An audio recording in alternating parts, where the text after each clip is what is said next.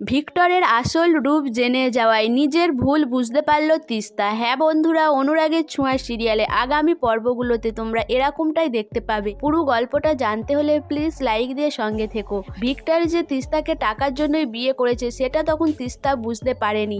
অনেক বোঝানোর চেষ্টা করেছিল দীপা, কিন্তু তিস্তা দীপাকেই ভুল বুঝে। সে ভাবে তার বৌদিদির জন্যই তার ভিক্টরের সাথে ওইভাবে বিয়ে হয়েছে। সে বাড়ির সবাইয়ের আশীর্বাদ নিয়ে বিয়ে করতে পারেনি, সেই জন্য সে দীপাকে দোষ দিতে থাকে।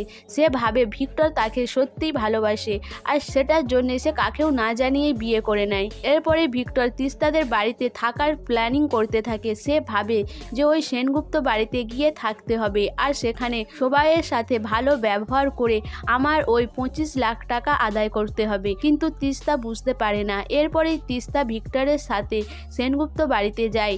ভিক্টরের ব্যবহার ভালো দেখে তারা রিসেপশন পার্টি রাখে, সেখানে সবাই মিলে আনন্দ করে। কিন্তু সেই দিনেই জানতে পারে যে সেনগুপ্ত পরিবারের আর কোনো কিছুই নেই, সব সম্পত্তি লিখে নিয়েছে মিসকার বাবা আর কুমার বাহাদুর। সেটা জেনে ভিক্টর রেগে যায়। সে তিস্তাকে রেখে দিয়ে চলে আসে বাড়ি, কিন্তু তিস্তাকে বাড়ির লোক আবার ভিক্টরের বাড়ি পাঠিয়ে দেয়। ভিক্টর বলে, তিস্তা তুমি এখানে কি করছো? তুমি তোমার বাপের বাড়ি চলে যাও। কিন্তু তিস্তা বলে, আমি তোমার স্ত্রী, আমি কেন বাপের বাড়ি যাব? ভিক্টর বলে, এই বাড়িতে থাকতে হলে তোমাকে বাপের বাড়ি থেকে 25 লক্ষ টাকা আনতে হবে। তিস্তা বলে, কেন? আমি 25 লক্ষ টাকা আনবো কেন? তুমি এসব কি বলছো? ভিক্টর বলে, আমি ওই টাকার জন্যই তোমাকে বিয়ে করেছিলাম, আর সেই টাকায় যেহেতু নেই, তাহলে আমি তোমাকে আমার বউ হিসাবেও মানি না। তুমি যাও, ফিরে যাও, না হলে এখানে থাকতে হলে তোমার ভাগ্যে খুব কষ্ট আছে। কিন্তু তিস্তা যেতে চায় না। তিস্তা বলে, তুমি যে এতটা খারাপ ছেলে আমি আগে বুঝতে পারিনি। বৌদিদি আমাকে ঠিকই বলেছিল, আমি তখন বৌদিদির কথা শুনিনি, উল্টে আমি বৌদিদিকেই ভুল বুঝেছি।